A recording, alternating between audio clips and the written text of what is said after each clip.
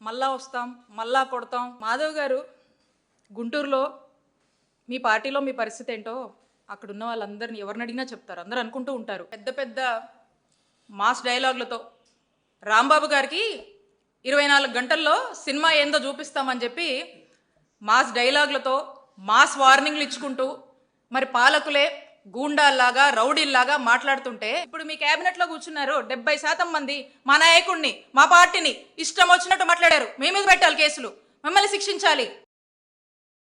ముఖ్యమంత్రి స్థానంలో ఉండి శాంతి భద్రతలను కాపాడాల్సినటువంటి వ్యక్తులే రాష్ట్రంలో హింసను రాజేస్తున్నారు. గత 3-4 రోజులుగా మనం చూస్తూ ఉన్నాము ఏ విధంగా టీడీపీ గుండాలు బరి తెగించి రెచ్చిపోతున్నారు. మాజీ మంత్రులను అంబటి రాంబాబు గారును జోగి రమేష్ గారిని వారి ఇంటిపైన ఏ విధంగా దాడులు చేసి ఏ విధంగా హత్యాయత్నం చేశారో రాష్ట్ర ప్రజలంతా కూడా చూశారు.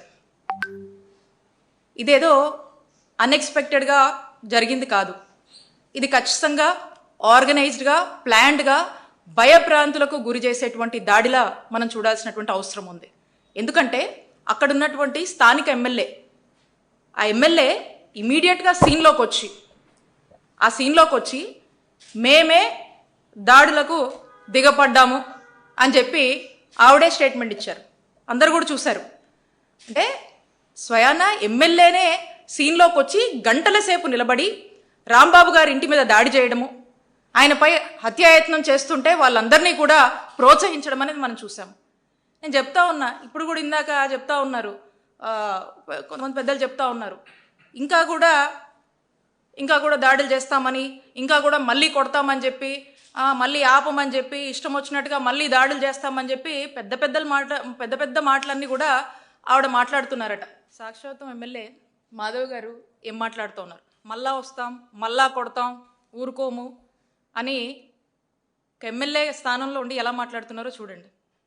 నేను చెప్తా ఉన్నా, మాధవ్ గారు, గుంటూరులో మీ పార్టీలో మీ పరిస్థితి ఏంటో అక్కడ ఉన్న వాళ్ళందరినీ ఎవరిని అడిగినా చెప్తారు. అందరూ అనుకుంటూ ఉంటారు. మీరు number of times press meet పెట్టారు.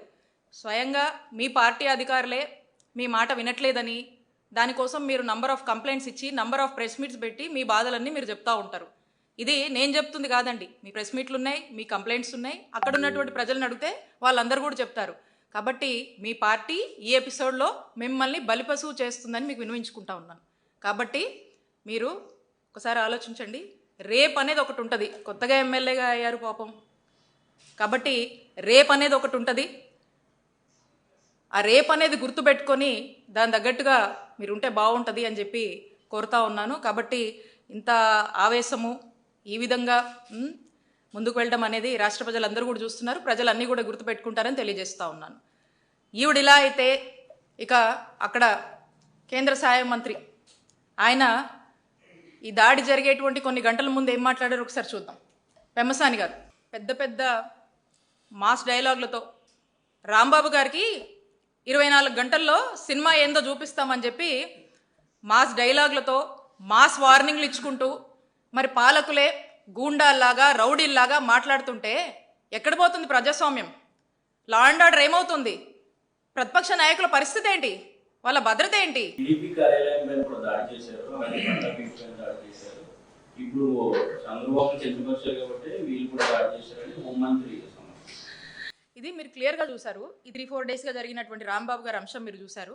క్లియర్గా అక్కడ ఆ మహిళలు అక్కడ ఉన్నటువంటి కర్రలతో రాడ్లతో అతన్ని దాడి చేయాలని అతని కారు మీదకి వస్తూ ఆ మహిళలు కూడా కారు మీద ఏ విధంగా కొట్టి తన్ని ఇష్టం వచ్చినట్టుగా దుర్భాషలు ఆడుతుంటే ఇక ఆ టైంలో ఆవేశంలో తను మాట్లాడానని రాంబాబు గారు స్పష్టంగా వచ్చి ప్రెస్ మీట్ పెట్టి నేను ఉద్దేశపూర్వకంగా మాట్లాడలేదు. ఎందుకంటే రాంబాబు గారు రెగ్యులర్గా మాట్లాడుతుంటారు, అందరికీ తెలుసు. ఆయన రెగ్యులర్గా కరెంట్ పాలిటిక్స్ మీద రెగ్యులర్గా ఏదో ఒకటి మాట్లాడుతూ ఉంటారు. ఆయన ఎప్పుడు కూడా అలాంటి నేచర్ కాదైంది. ఆయన అట్లా మాట్లాడలేదు. కాబట్టి ఇప్పుడు ఆ సందర్భంలో ఆవేశంలో ఆయన ఏదో మాట్లాడినని వివరణ ఇచ్చాడు, ఎక్స్ప్లెనేషన్ ఇచ్చాడు. అలా జరిగి ఉండకూడదని ఆయన కూడా భావించాడు. ఆయన కూడా క్లియర్గా చెప్పాడు, నిజంగా తప్పే అయితే నన్ను అరెస్ట్ చేసుకోండి అని చెప్పారు ఆయన కూడా. మరి దాన్ని సాకుగా తీసుకొని ఇక రకరకాలుగా చేసి ఇక వాళ్ళు ఏదో కలిపి చెప్పి వాళ్ళు చేసింది తప్పు.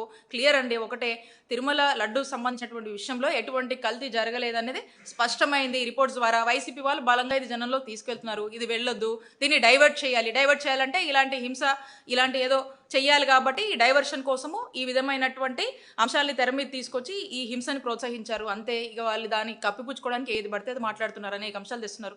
మొదటి నుంచి కూడా డైవర్షన్ పాలిటిక్స్ అనేటువంటి ఒక మోడస్ ఆపరెండాతో ప్రతి ఒక్క అంశం తీసుకొని ముందుకు వెళ్తున్నారు ఈ కూటమి ప్రభుత్వం. ఆ విధంగానే మనం చూడాల్సినటువంటి అవసరం ఉంది.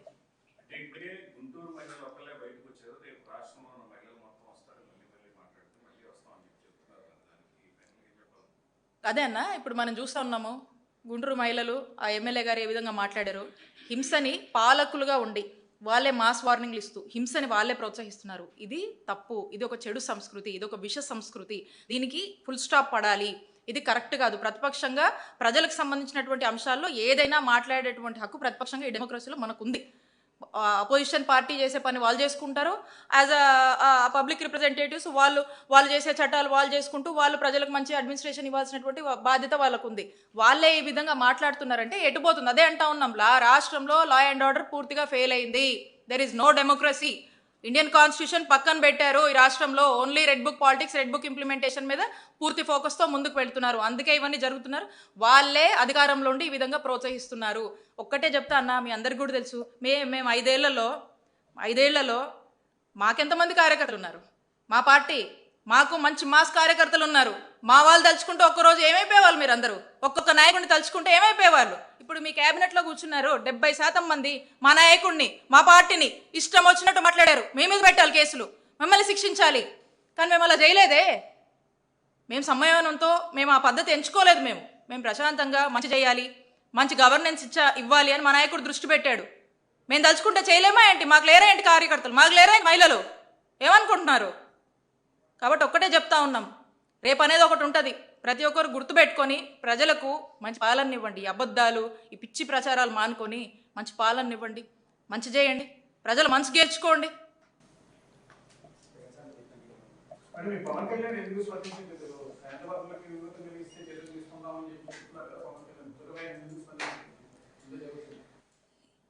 ఇప్పుడు వాళ్ళు డిఫెన్స్లో పడ్డారు కదండి, డిఫెన్స్లో పడ్డారు కాబట్టి ఇక ఆయన ఏం మాట్లాడతలేదు. మాకు కూడా తెలియదు, మేము కూడా చూస్తామని ఎందుకు మాట్లాడలేదు. ఆయన ఏదన్నా మా మీదకి అసత్య ప్రచారాలు చేయాలన్నా, ప్రజల్ని రెచ్చగొట్టాలంటే ఆ టైంకి వస్తారు, మాట్లాడతారు. నిన్న కూడా ఎవరో చెప్తా ఉన్నా, నిన్న కూడా చూసాము.